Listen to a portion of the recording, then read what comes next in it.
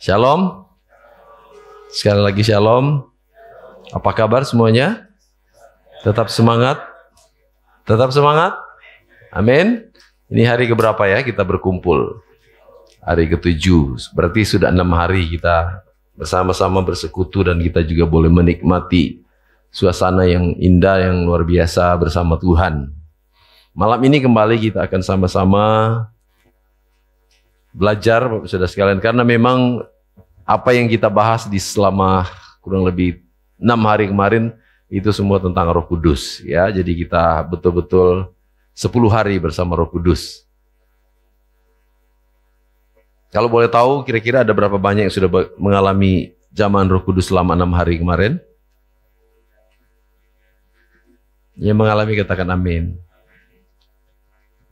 Masih ada yang belum ngomong amin, berarti masih ada yang belum.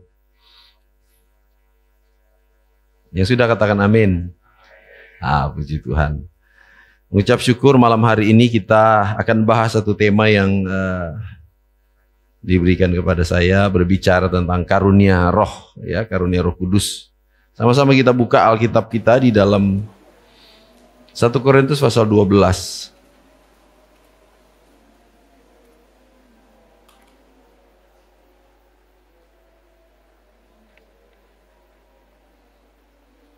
Yuk baca sama-sama ayat 1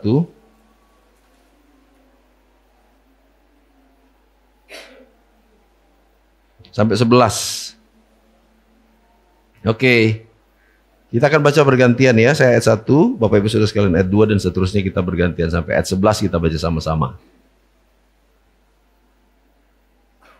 Yuk baca sama-sama. Saya mulai ayat 1. Sekarang tentang karunia-karunia roh, aku mau saudara-saudara supaya kamu mengetahui kebenarannya.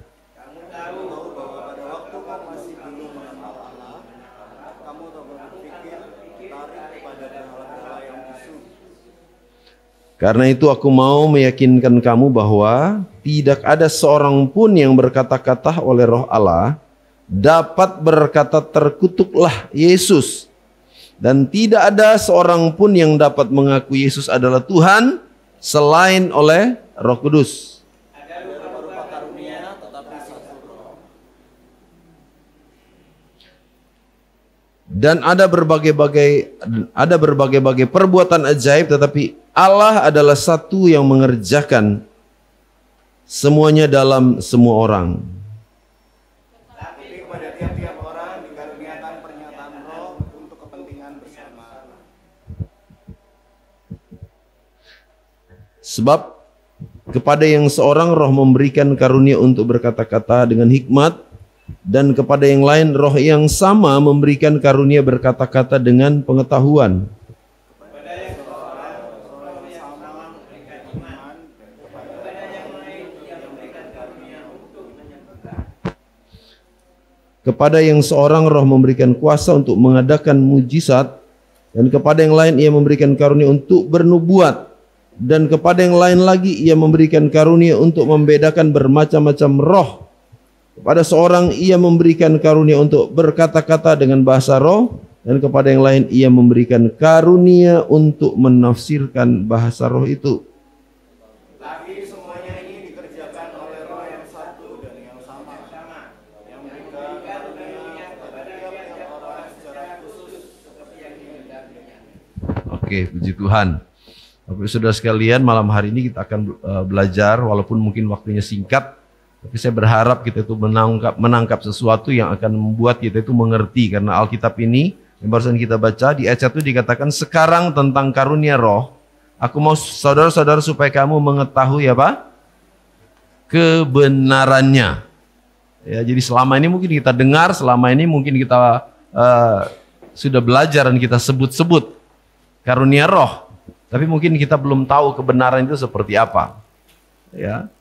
Sehingga malam hari ini mungkin secara cepat dan secara sederhana kita akan bahas Bapak Saudara sekalian. Nah, diawali dengan kata seperti ini bahwa firman Tuhan katakan bahwa kamu tahu bahwa pada waktu kamu masih belum mengenal Allah, kamu tanpa berpikir ditarik oleh berbagai berhala-berhala yang bisu. Ya, kita lihat bahwa ini Rasul Paulus mau mengingatkan bahwa segala sesuatu yang diciptakan oleh Tuhan, ya,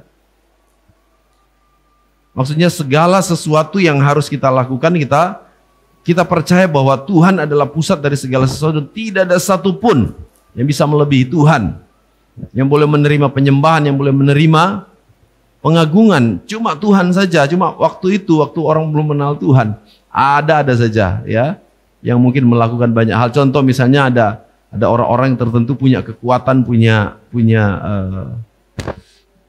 kemampuan yang lebih mungkin secara supranatural, tapi itu dikerjakan oleh roh-roh jahat, itu juga wah diagung-agungkan dan sebagainya, sehingga diingatkan bahwa jangan sampai kita ketarik ya.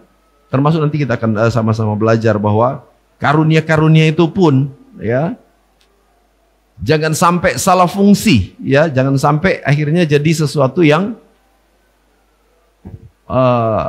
bukan seperti apa yang menjadi tujuan karunia itu diberikan. Ini karena kalau kita lihat secara umum Bapak Saudara sekalian, karunia roh diberikan, ya karunia roh diberikan supaya tujuannya tadi kita sudah baca apa? Tujuannya untuk apa? Untuk membangun jemaat dan memuliakan Tuhan. Jadi tujuan karunia roh itu diberikan adalah untuk membangun jemaat supaya semakin kuat, supaya semakin berpengharapan, supaya semakin bertobat dan sebagainya. Dan juga supaya apa? Supaya Tuhan yang dipermuliakan. Berbicara tentang karunia roh. Karunia, apa itu karunia Bapak Saudara sekalian? Ya.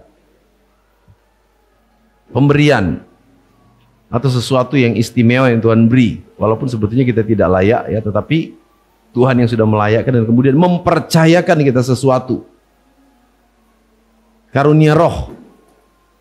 Karunia roh adalah sesuatu yang sangat istimewa yang Tuhan berikan kepada orang-orang yang percaya.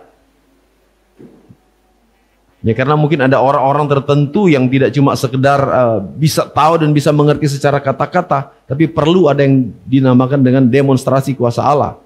Lewat karunia-karunia roh nanti akan Tuhan berikan, baru orang-orang bisa percaya dan baru mereka tahu bahwa Yesus itu betul-betul Tuhan.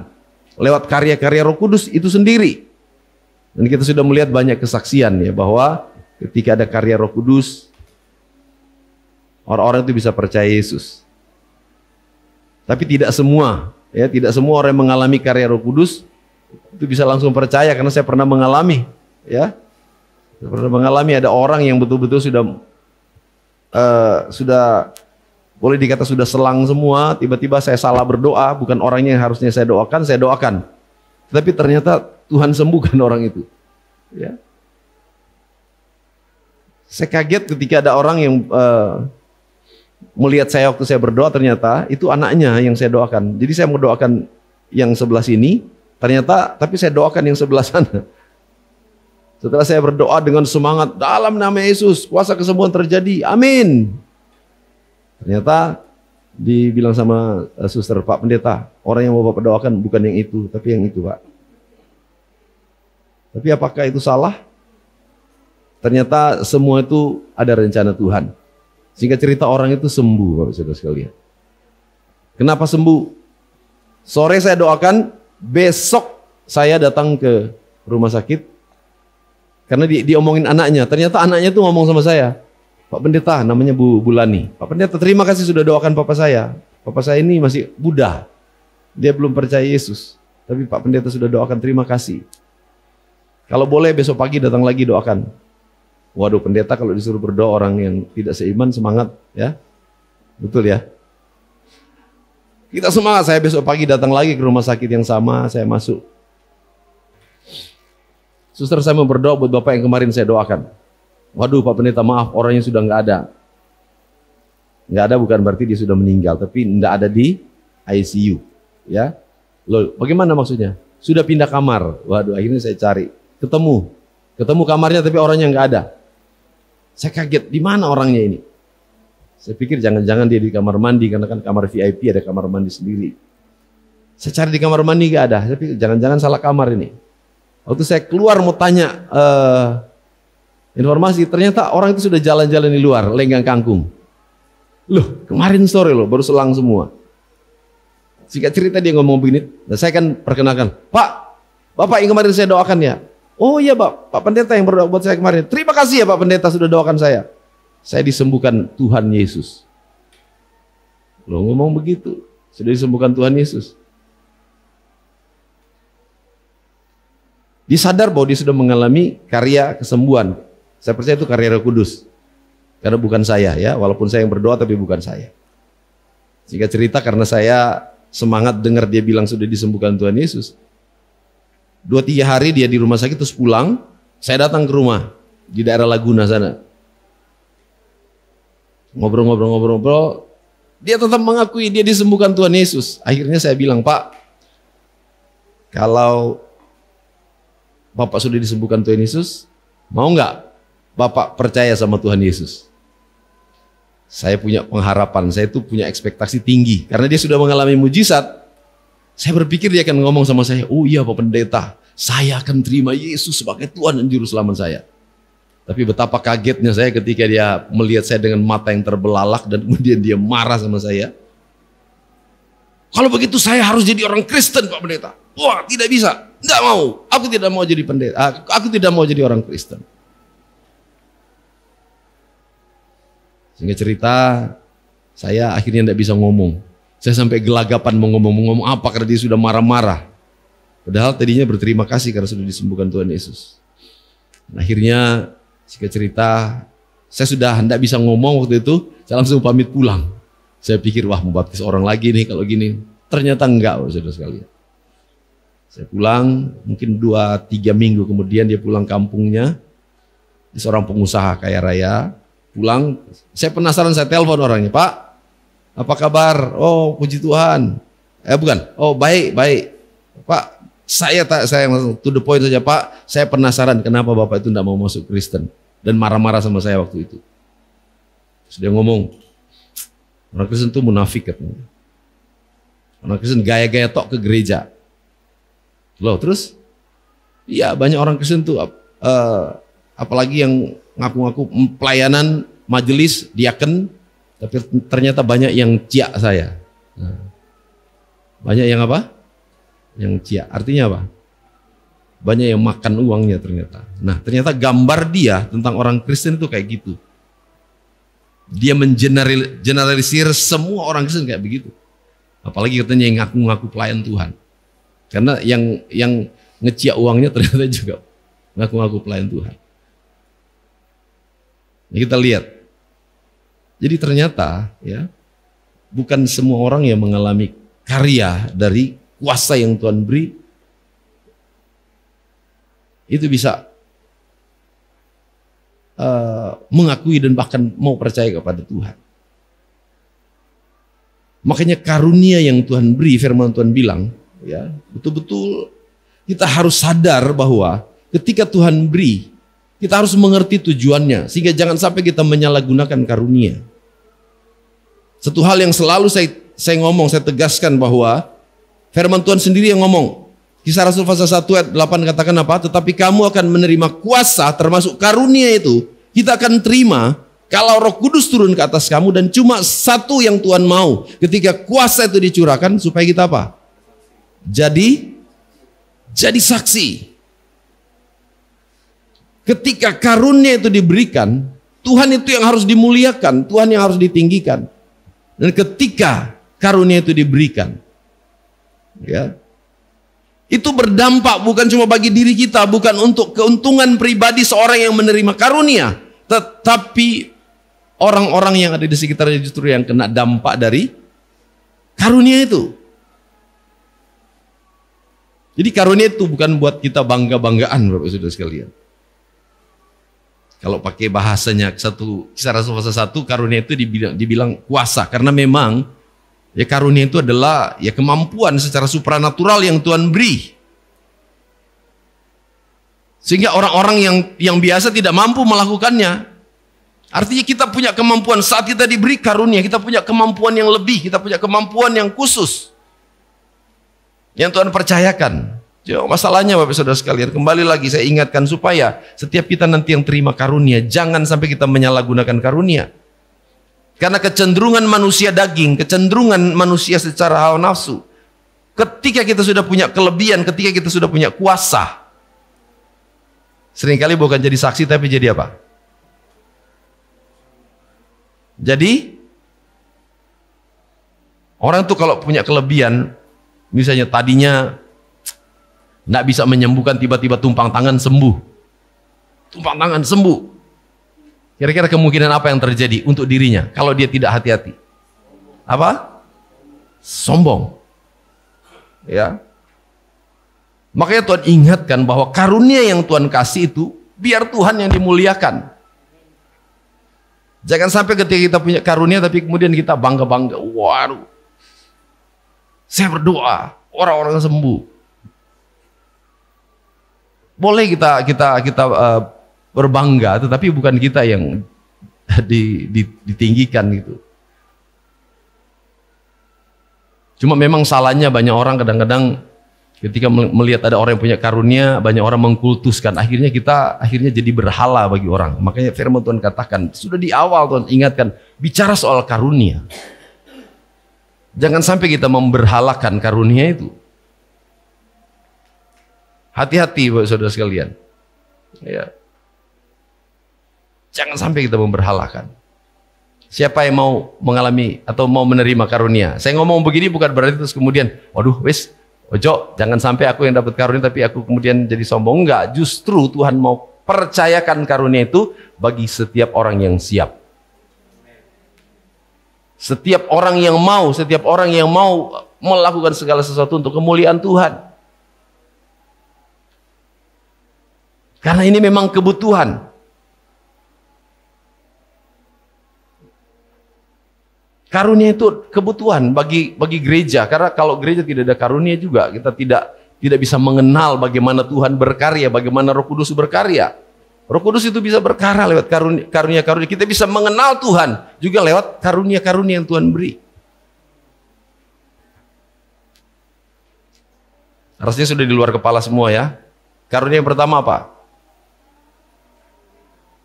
Karunia pertama adalah berkata-kata dengan hikmat. Tadi ya kita sudah lihat. Bisa ditampilkan mulai ayat berapa tadi? Ayat 8 ya.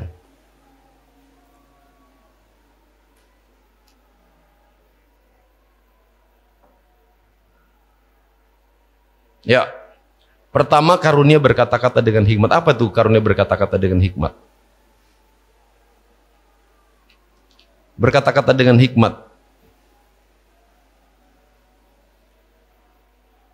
Nggak usah jauh-jauh ya. Ketika pernah baca Alkitab bahwa Yesus seringkali dijebak oleh ahli-ahli Taurat. Pernah baca ya. Waktunya memang singkat. Ya, jadi saya sampaikan begitu supaya cari sendiri saja ya ayatnya.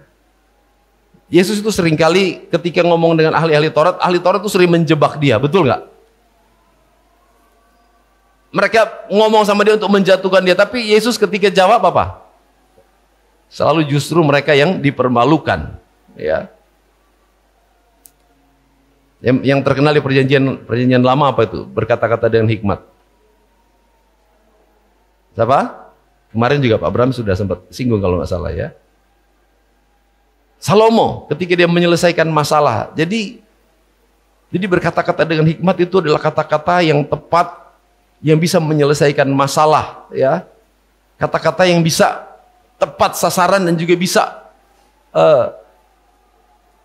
mengubah suasana menjadi lebih baik. Nah itu kata-kata hikmat. Nah perlu itu di gereja, saudara sekalian. Perlu nggak kata-kata hikmat di gereja? Sangat perlu. Kenapa? Karena ada begitu banyak hal yang sulit dipahami, sehingga kadang-kadang sering terjadi konflik gara-gara tidak berhikmat ketika ngomong. Satu, berkata-kata dengan hikmat. Yang kedua apa? Berkata-kata dengan pengetahuan. Berbicara pengetahuan, berbicara seperti pengetahuan kalau kita mau belajar di... Ya, silakan masuk.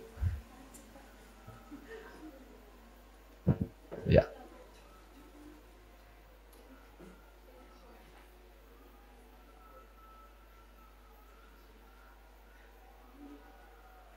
Oke, puji Tuhan.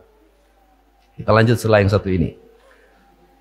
Jadi berkata-kata dengan pengetahuan bukan berarti seperti ketika kita cari pengetahuan di gereja, di sekolah seperti bukan begitu. Tapi pengetahuan ini ketika kita ngomong ada hal-hal yang tidak bisa yang disembunyikan, misalnya ada sesuatu yang tersembunyi, itu bisa terungkap. Contoh misalnya ketika kita ngomong dengan seseorang, ada orang-orang tertentu ngomong tiba-tiba, kamu tadi kenapa kamu melakukan ini? Nah, padahal nggak pernah ketemu, nggak pernah teleponan, tiba-tiba ada orang ngomong, kamu kok melakukan hal seperti ini? Nah, itu namanya kata-kata dengan pengetahuan. Ada yang pernah mengalami seperti itu?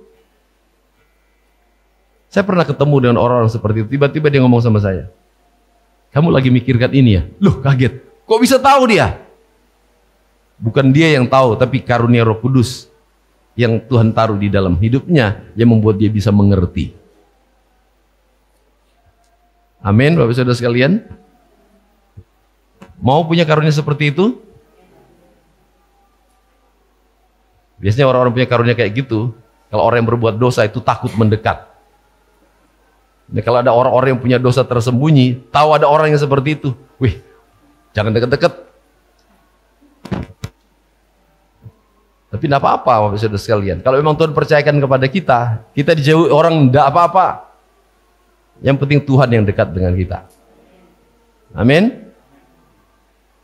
Setelah itu karunia apa lagi? Kepada yang seorang roh yang sama memberikan karunia iman. Apa itu karunia iman? Beberapa hari yang lalu juga kita sudah bahas tentang iman. Tapi saya mau kasih gambaran sedikit tentang iman, Bapak Saudara sekalian. Yang saya baru dapat hari ini dengan Pak Yo dan juga Timothy. Wah, kita tadi dalam perjalanan yang luar biasa. Saya pasang map tadi. Berangkat dari sini harusnya 3,5 jam. Betul ya Pak Yo ya? Ternyata kita jalani selama 5 jam. Masuk hutan, keluar hutan, lewat sawah, lewat jalan rusak, lewat jalan yang serem, menakutkan. Seringkali kita tadi ngomong, Pak Yo, jalannya kok kayak gini Pak? Pak Yo, map ini, oh pasti map ini, nah gitu. Tetapi masalahnya ya kita tetap ikut terus. Kita tidak pernah berlawanan, map suruh ke sana kita ke sana, enggak, ya, ikut terus. Ujung-ujung sampai di mana Pak? Sampai di tempat. Sama juga kita mau pulang, kita sudah ada pengalaman. Oh, jangan sampai 5 jam. Oh, kita mau datang doa ini enggak bisa kalau kita perjalanan 5 jam. Sampai jam berapa kita nanti sedang tadi kita sudah 1:30 baru pulang dari sana. Pakai map lagi aja, pakai map. Jadi dari tempat tadi di Blitar di daerah dalam-dalam gitu, kita pakai map. Pak gimana Pak? Mau pakai map yang ini atau map yang ini? Ya wis, yang itu aja kita pilih. Mau lewat mana? Kita lewat aja, Jombang. Ikut aja. Sama Pak Saudara sekalian. Jalannya juga lebih aneh Pak waktu pulang ya. Wih, saya sudah pernah pengalaman nyasar ya. Ngikut ternyata loh, jalannya sudah sempit. Loh, kok jurang semua di sini. Akhirnya kita kembali malam-malam waktu itu. Tapi tadi itu walaupun Pak Yo dan saya bilang, kok jalannya kok kayak gini ya? Kok serem gini Pak jalannya? Tapi kita terus sampai akhirnya puji Tuhan. Waktu pulang tadi 3,5 jam ya. 3,5 jam. Sudah nyampe. Saudara, map aja ya kita bisa percaya sedemikian rupa. Sehingga walaupun jalannya serem, jalannya rusak, kita melok aja, kita ikut aja terus. Tadi saya bilang Pak Yo, ini iman. Iman kepada map. Wow, map aja kita bisa percaya kayak gitu, apalagi harusnya kepada Tuhan. Lebih pintar mana Tuhan atau map? Lebih paham mana Tuhan atau siapapun yang mungkin ada orang-orang bilang paranormal atau apapun yang bisa membuat masalah kita diselesaikan. Lebih pintar Tuhan. Ya. Lebih hebat mana firman Tuhan atau kata-kata motivator? Seringkali kita banyak lebih percaya motivator, kita lebih banyak percaya orang lain daripada percaya firman Tuhan. Iman Iman adalah ketika kita betul-betul menyerah kepada tuntunan Tuhan. Iman adalah ketika kita betul-betul terus taat, terus tunduk. Apapun yang Tuhan suruh, apapun yang Tuhan mau, itu kita kerjakan, itu iman. Amin. Tapi ada orang bilang ada iman yang benar, ada iman yang salah, iman yang kecil, iman yang besar. Iman yang kecil apa? Iman yang kecil apa? Tadinya percaya, tapi karena mungkin terlalu kecil, percaya lebih banyak membuat ada keraguan-raguan, kalah. Jadi tidak meneruskan. Kalau iman yang besar, ada di firman Tuhan bilang iman yang besar itu adalah iman yang memindahkan gunung. Betul? Iman yang salah, Alkitab bilang kita meyakini sesuatu dan kita berharap, tetapi apa yang kita minta, apa yang kita doakan itu untuk kita pakai untuk kepuasan daging, hawa nafsu, ya. Itu Alkitab bilang di Yakobus. Iman yang besar, iman yang memindahkan gunung katanya. Tapi ada satu iman yang benar. Apa itu? Tetap percaya sama Tuhan walaupun tidak ada gunung yang pindah. Tetap percaya sama Tuhan walaupun mungkin tidak ada penyakit yang sembuh. Amin. Tetap percaya Tuhan walaupun yang buta berjalan, yang tuli melihat. Amin. Semua bingung ya. Apa maksudnya itu? Yang buta berjalan, yang buta memang berjalan. Berarti tidak ngantuk ya. Semua sadar kok ya. Amin Bapak Saudara sekalian. Iman itu. Jadi kita tetap nurut sama Tuhan. Walaupun kadang-kadang Tuhan jalannya mengerikan Tuhan. Tuhan rasanya saya nggak kuat Tuhan kalau melangkah. Tapi tetap aja melangkah. Karena Tuhan. Tuhan nggak kuat Tuhan. Tapi ngomong nggak kuat tapi tetap kita melangkah. Itu namanya iman. Tuhan akan kasih Bapak Saudara sekalian. Yang mau punya karunia iman katakan amin. Justru firman Tuhan katakan bahwa kasih karunia kita terima itu melalui iman. Jadi bersyukurlah, saya percaya kita semua malam hari ini kita semua jadi anak-anak Tuhan yang beriman. Amin. Dan itu karya Roh Kudus. Waduh, cepat sekali jamnya ya. Setelah iman apa lagi? Kepada yang seorang roh memberikan kuasa untuk apa? Mengadakan mujizat. Siapa yang pernah mengalami mujizat? Siapa yang pernah melakukan mujizat?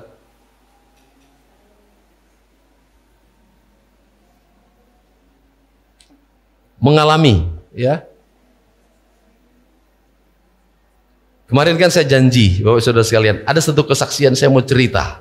Itu fresh by the oven. Itu barusan terjadi. Sepersekian detik. Saudara, tapi jangan lihat wah selalu cerita kayak gitu. Tapi ini benar-benar terjadi Bapak Saudara sekalian.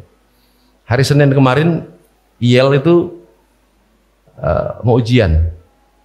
Tapi sebelum dia ujian hari Kamis saya sudah di WA sama gurunya. Pak, harus diselesaikan sekian. Harus diselesaikan sekian. Saya jawab, ya, pasti secepatnya. Singkat cerita, hari Senin mau ujian, minggunya belum saya selesaikan. Soalnya kalau tidak diselesaikan, tidak bisa ikut ujian ya. Nah ternyata saya cek rekening saya. Waduh, kok masih jauh ya dari cukup. Itu hari Minggu. Hari Minggu dapat berkat, tidak tahu berapa, saya tambah-tambah, ternyata tidak cukup. Masih jauh dari cukup. Saudara, tapi saya ngomong sama istri. Istri bilang, Iyal bagaimana besok? Tidak bisa bayar. Terus saya bilang, pasti bisa bayar, tenang aja. Saya sebut aja angka ya saudara sekalian. Jadi ATM saya itu ada 200.000. Terus kemudian IEL itu harus bayar 1.800.000. Harus bayar 1.800.000 hari Senin. Harus ujian. Sampai jam 11 malam masih tetap 200 sekian ribu. Saya bilang sampai situ, tenang saja. Lihat cara Tuhan. Bapak Saudara sekalian, tiba-tiba jam setengah 12 malam. Karena kan kita ini membuktikan bagaimana Tuhan itu bisa lakukan mujizat. Jam mungkin setengah 12 malam. Tiba-tiba saya cek rekening. Masuk 1.350.000. Berarti sudah berapa?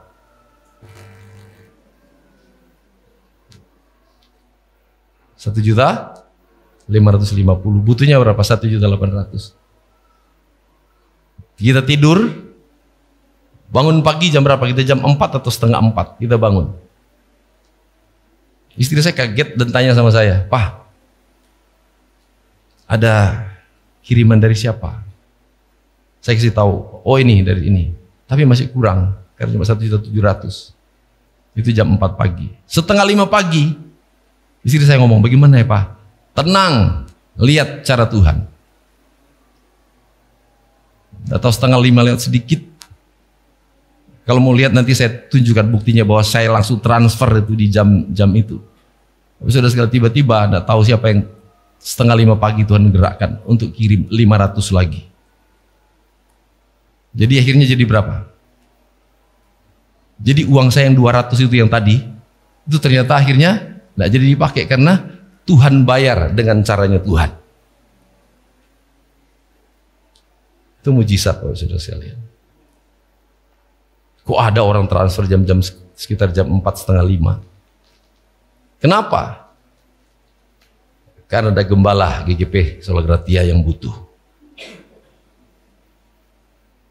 Amin Bapak Saudara sekalian. Itu semua karya dari Roh Kudus.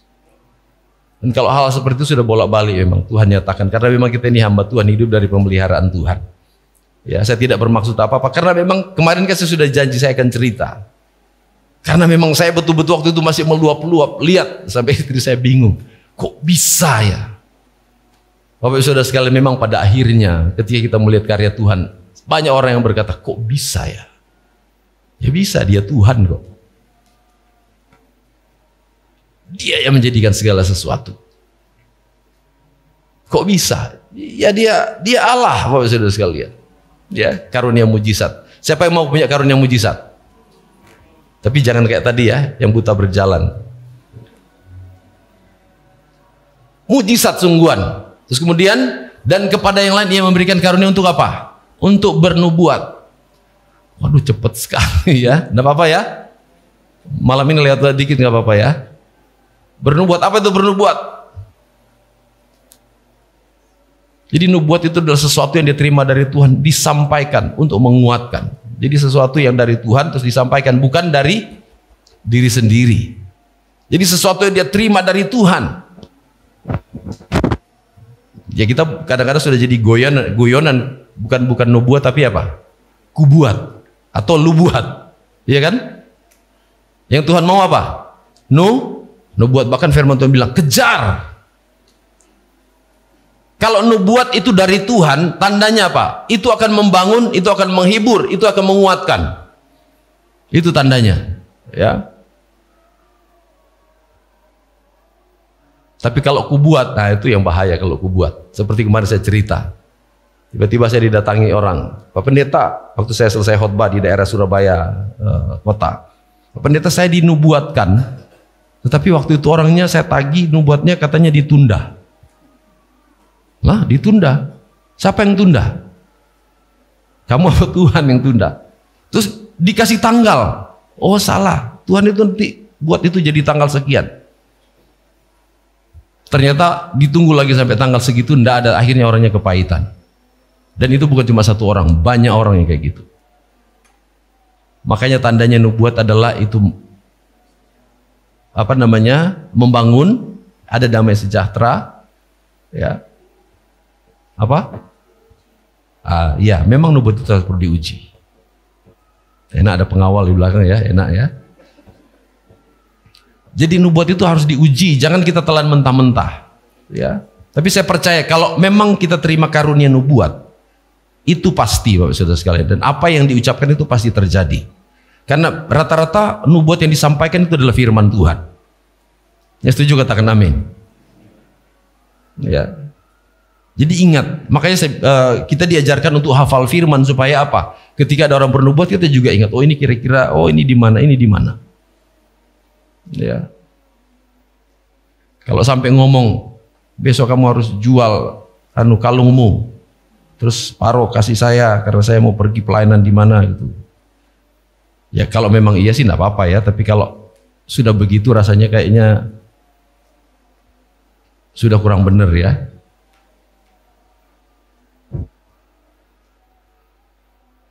Jadi nubuat adalah dari Tuhan untuk apa?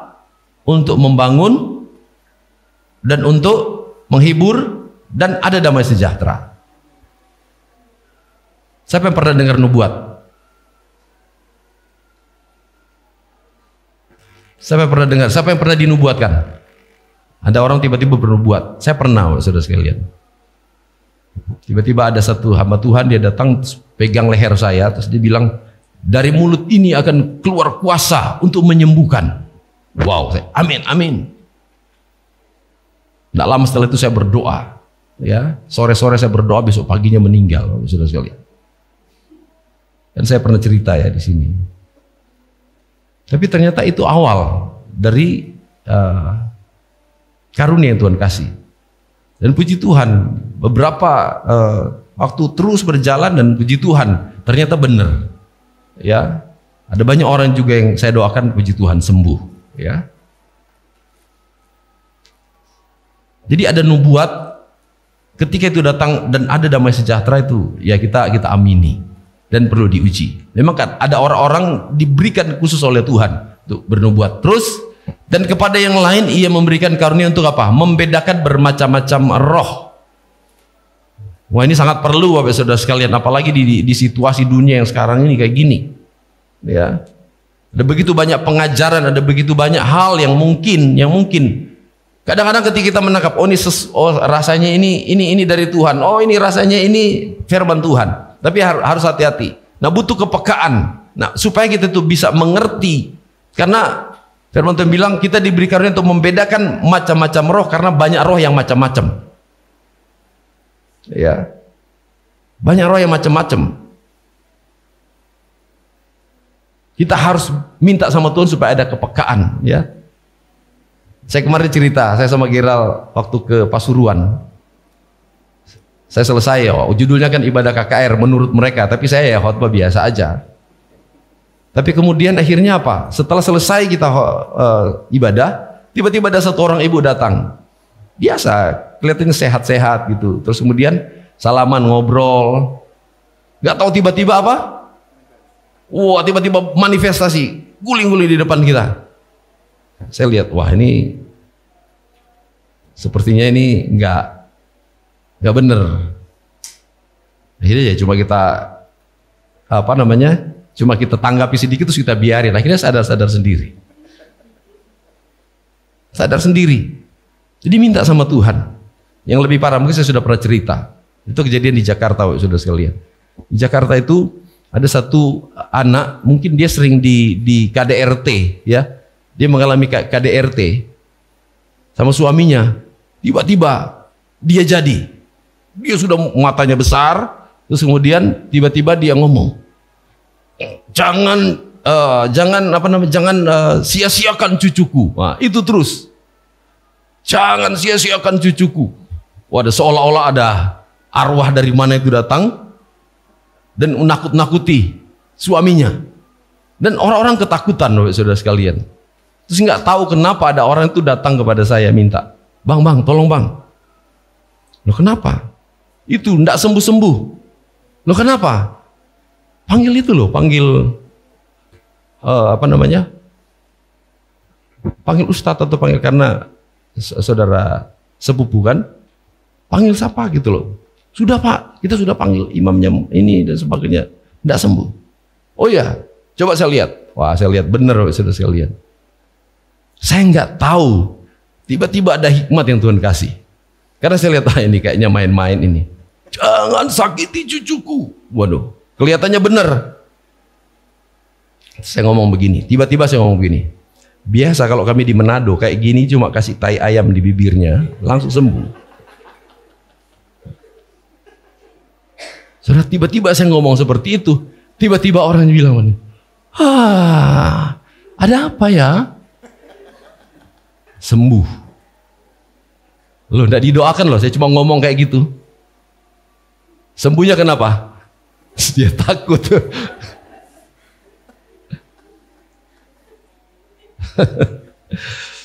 Itu apakah karunia hikmat atau karunia apa itu ya?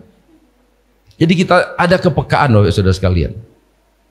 Pokoknya kalau kita satu roh dengan Tuhan, kalau ada roh yang lain, rasanya itu tidak ada damai sejahtera. Kita tidak satu frekuensi. Jadi ada roh-roh yang tidak satu frekuensi. Harusnya kita bisa mendeteksi.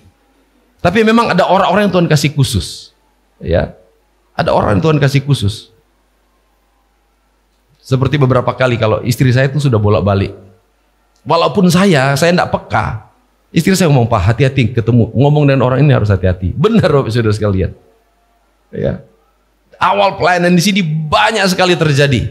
Hati-hati Pak dengan orang ini. Tapi saya tidak hati-hati, akhirnya ketipu. Pendeta ketipu ya. Bisa jadi Bapak Saudara sekalian. Ya. Tapi kita minta sama Tuhan supaya kita dikasih karunia yang bisa membedakan macam-macam roh. Amin. Kalau kita satu frekuensi dengan Tuhan, kita akan nyaman dengan roh-roh yang mungkin kita lihat, oh ini Roh Kudus, oh ini roh Tuhan, oh ini kedagingan, oh ini cuma emosi dan sebagainya. Ini pernah ya kita doakan ada anak muda ya. Juga sama, karena temannya kerasukan, dia ikut-ikutan. Tiba-tiba dia pingsan. Saya bilang, biarin, nggak usah dia apa-apain, bangun-bangun sendiri. Mungkin capek dia, kok nggak di... Akhirnya bangun-bangun sendiri. Tapi di sini nggak ada kok ya. Jadi harus betul-betul punya kepekaan. Minta sama Tuhan, karena ini penting. Karunia ini juga sangat penting di gereja Bapak Saudara sekalian, supaya kita tahu orang yang pura-pura, ya. Terus kemudian apa lagi? Yang seorang yang memberikan karunia untuk berkata-kata dengan bahasa roh, ya. Yang namanya juga bahasa roh, Bapak Saudara sekalian. Nah, ini harus betul-betul kita pahami. Bahasa roh Alkitab bilang itu bahasa yang memang ada dua hal ya tentang bahasa roh. Satu bahasa roh yang merupakan karunia. Yang satu bahasa roh ketika kita itu, firman Tuhan bilang ketika kita mengalami baptisan roh, ketika kita dipenuhi, tanda-tanda orang dipenuhi dengan Roh Kudus adalah dia juga bisa berbahasa-bahasa dengan yang lain. Tanda ketika kita mulai penuh Roh Kudus itu bisa kita berbahasa roh. Terus kemudian ada karunia yang Tuhan kasih, yaitu namanya karunia bahasa roh. Kalau karunia bahasa roh, Bapak Ibu Saudara sekalian, itu adalah karunia yang diberikan oleh Tuhan yang orang lain itu juga Tuhan kasih kepekaan untuk bisa memahami bahasa roh. Artinya bahasa itu bisa dimengerti. Ya. Tapi kalau bahasa roh yang Tuhan kasih ke kita misalnya cuma ketika firman Tuhan bilang saat kita tidak bisa lagi bicara, tidak bisa lagi dengan akal, tidak mampu, dan kemudian kita mengeluarkan kata-kata, itu bahasa roh yang dari kita sendiri yang ngomong sama Tuhan. Yang kita sendiri juga nggak ngerti. Apalagi orang lain. Jadi jangan pernah merasa bahwa ada bahasa roh yang tidak bisa dimengerti, berarti itu salah. Enggak juga. Karena memang ada bahasa roh yang tidak kita pahami. Kita sendiri nggak tahu, apalagi orang lain. Yang tahu siapa? Kalau memang itu roh kita bicara dengan Tuhan, yang mengerti itu Tuhan. Jadi kalau memang Tuhan sudah percayakan bahasa roh, ya bisa kita berbahasa roh. Besok kita akan belajar ya. Ada tema khusus ya kita untuk bahas bagaimana ketika kita pertemuan seperti ini, bagaimana bahasa roh itu, bagaimana karunia-karunia itu harus seperti apa. Tapi malam hari ini kita khusus bahas tentang karunia roh dulu. Jadi Tuhan kasih kita yang namanya karunia roh. Kalau Tuhan kasih karunia kita berbahasa roh, artinya apa? Setiap kali kita bisa bahasa roh karena ada tuntunan Roh Kudus dan kita melakukan karunia itu, bahasa roh itu bisa dipahami. Contohnya seperti tadi malam. Tadi malam ketika Pak Jatmiko itu berbahasa roh, ternyata ada yang bisa mengartikan dan terkonfirmasi bahwa ternyata ada dalam kondisi seperti itu. Nah, itu Roh Kudus. Ya, itu Roh Kudus. Walaupun banyak sekali juga orang yang seringkali menghujat bahasa roh. Tapi bahasa roh itu ada, firman Tuhan ini alkitabiah. Jadi jangan kita alergi, jangan kita merasa minder ketika ada orang bilang, wah bahasa roh itu gini-gini. Enggak, itu Tuhan. Bapak Saudara sekalian, ini kehendak Tuhan. Asal memang bahasa roh itu betul-betul karunia roh, atau kita betul-betul sudah tidak bisa mampu dengan akal, kemudian dengan logika kita tidak mampu, kita tidak tahu lagi apa yang harus dikatakan ke Tuhan, itu bahasa firman Tuhan. Ketika kita tidak tahu lagi apa yang harus kita katakan, kita mengucapkan kata-kata yang mungkin kita sendiri tidak tahu. Jadi kalau ada yang memang berbahasa roh seperti itu, ya jangan sungkan atau jangan takut nanti diomongin. Enggak, lepaskan saja ya. Terus kemudian kalau bahasa roh, sekali lagi bahasa roh yang merupakan karunia berbahasa roh, karena firman Tuhan bilang semua karunia yang diberikan ini bermanfaat untuk apa? Untuk membangun. Ya bagaimana membangun kalau tidak ada orang yang mengerti? Nah, nanti juga kita bahas besok. Bagaimana membangun kalau nggak ada yang bisa mengerti? Oke, yang terakhir, kepada yang lain juga Tuhan kasih karunia untuk apa? Bisa menafsirkan bahasa roh. Ya walaupun mungkin tidak secara seperti orang bilang pakai apa itu? Zaman sekarang kan ada ketika kita ngomong begini bisa ditranslate ke bahasa lain, betul ya? Biasanya dipakai itu kalau ada pertemuan-pertemuan dunia. Ada yang bicara bahasa Indonesia tapi terjemahkan ke bahasa orang-orang yang mendengar, seperti itu. Jadi ketika kita diberikan karunia untuk menafsirkan bahasa roh, ketika ada orang berbahasa roh, kita itu bisa mengerti. Ya. Ada satu yang tadi saya ketinggalan, kebetulan orangnya ada di sini. Sebelum Bu Eti dioperasi, saya panggil ini Mak Tina, ini luar biasa ya. Saya ketemu di rumah sakit. Sebelum Bu Eti dioperasi, Mak Tina sudah ngomong, tidak dioperasi, yang operasi itu Tuhan. Tulang patah 4, bagaimana mungkin gak dioperasi? Tapi ternyata ini kenyataannya. Tidak dioperasi dan Tuhan pulihkan, Tuhan sembuhkan. Itu perkataan Mak Tina ya. Ini luar biasa. Umur 91 tahun. Ada yang lebih tua dari Mak Tina di sini? Nah, semangat luar biasa ya. Itu karunia mujizat juga ya. Jadi karunia yang Tuhan beri Bapak Saudara sekalian, karena waktunya memang waktu sangat mepet, jadi kita akan kembali masuk di dalam penyembahan. Sedikit sepintas kita sudah bahas, mungkin besok kita akan bahas lagi lebih dalam lagi. Sehingga malam ini Bapak Saudara sekalian, siapa yang mau mengalami atau mau menerima karunia dari Tuhan? Yang mau menerima karunia roh katakan amin. Lebih penting mana, karunia roh atau buah roh? Dua-duanya penting. Amin. Ya, karena itu semua dipakai buah roh juga supaya apa?